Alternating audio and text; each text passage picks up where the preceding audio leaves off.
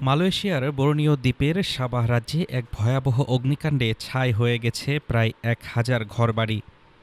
উপকূলীয় একটি গ্রামের এই ঘটনায় গৃহহীন হয়ে পড়েছেন ৯,০০০-এরও বেশি মানুষ। প্রতিকূল পরিবেশের কারণে আগুন নিয়ন্ত্রণে আনতে হিমশিম খেতে হয় ফায়ার সার্ভিসকে। মুহূর্তের মধ্যেই সাজানো সংসারগুলো পরিণত হলো ধ্বংসস্তূপে।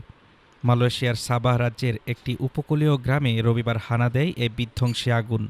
খুঁটির উপর নির্মিত ঘন বসতিপূর্ণ কাঠের ঘরগুলো আগুনের জন্য যেন জ্বালানি হিসেবে কাজ করেছে।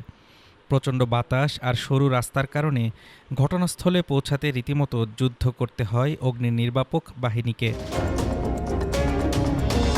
ফায়ার সার্ভিসের প্রধান জানান, রাস্তাগুলো অত্যন্ত সরু হওয়ায় আমাদের গাড়িগুলো ভেতরে ঢুকতে পারছিল না।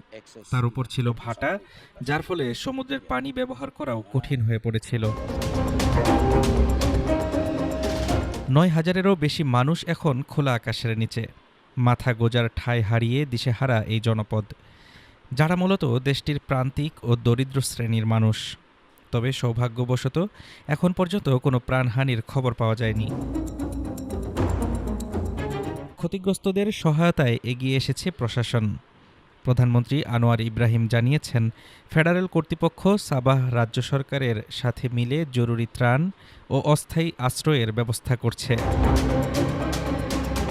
কেন এবং কিভাবে এই আগুনের সূত্রপাত তা খতিয়ে দেখছে কর্তৃপক্ষ। তবে সহায় সম্বল হারানো এই হাজারো মানুষের স্বাভাবিক জীবনে ফেরা এখন সময়ের বড় চ্যালেঞ্জ। হাফিজুর রহমান তুষার, ঢাকা টুডে।